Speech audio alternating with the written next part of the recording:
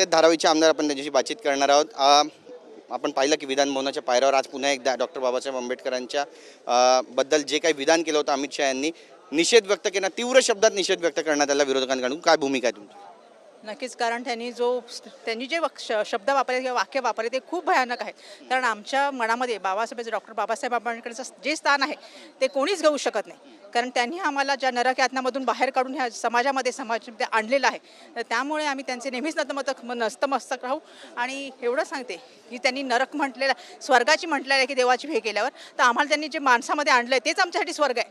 त्यामुळे आम्ही त्या माणसाला काहीही बोललो, त्या व्यक्तीला काहीही बोललो. आणि डॉक्टर बाबासाहेबांनी फक्त एका जातीपुरतं तुम्ही का मर्यादित ठेवताय? त्यांनी संविधान लिहिले ते पूर्ण भारताचे आहेत आणि प्रत्येक भारतीय माणसाला राग आलेला आहे जे बोलले आहेत त्याच्यावर. आणि त्यांचा जो मनुवाद आहे तो उफाळून आलेला आहे. त्यांना संविधान नको आहे, स्वतंत्र, समता, बंधुता आणि न्याय ह्याच्यावर जे आधारित जे संविधान आहे ते त्यांना नको आहे. त्यांना जे हवं आहे मनुस्मृती, मनुवाद हवा आहे, त्याच्या विरुद्ध जाऊन त्यांना बोलायचं आहे म्हणून तेही बोललेले आहेत असं मला वाटतंय. तुमच्या मनाला चटका बसलेला आहे कारण तुमचे डोळे पाणावले आहेत. नक्कीच, कारण ह्या गोष्टी आम्हाला एवढ्या आमच्या जवळच्या आहेत.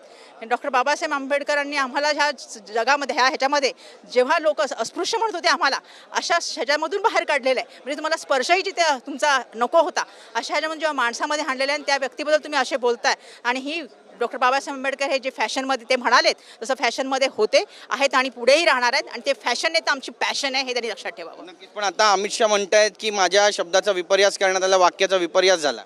वाक्य तर सगळ्यांनी ऐकलंय, त्यात विपर्यास करण्यासारखं काय आहे त्यांनी सांगावं. पूर्ण स्पष्टपणेच ते म्हटलेले आहेत की सारं आता फॅशन आहे आंबेडकर म्हणायची.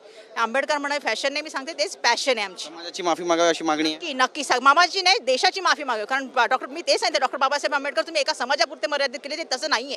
ते पूर्ण देशाचे संविधान फक्त यासाठी लिहिलेलं नाही, सगळ्यांसाठी लिहिलं आहे. तर सगळ्यांची माफी मागावी, देशाची माफी मागावी. नक्की, धन्यवाद आमच्याशी बातचीत केल्याबद्दल. तर आक्रमक भूमिका या ठिकाणी ज्योती गायकवाड यांनी घेतलेली आहे. वर्षा गायकवाड यांच्या त्या सख्या बहीण आहेत आणि म्हटलेलं आहे की अमित शहा यांनी आता देशाची माफी मागावी. आक्रमक झाले आहेत आणि त्यासोबत डोळेही पाणावले आहेत. कॅमेरा पर्सन योगेश गुरवचा, गिरीश गायकवाड, TV9 मराठी, नागपूर.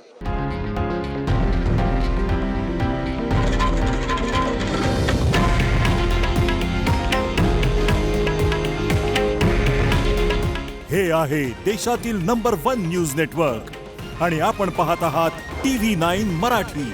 काळजी तुमची, हित महाराष्ट्राचं.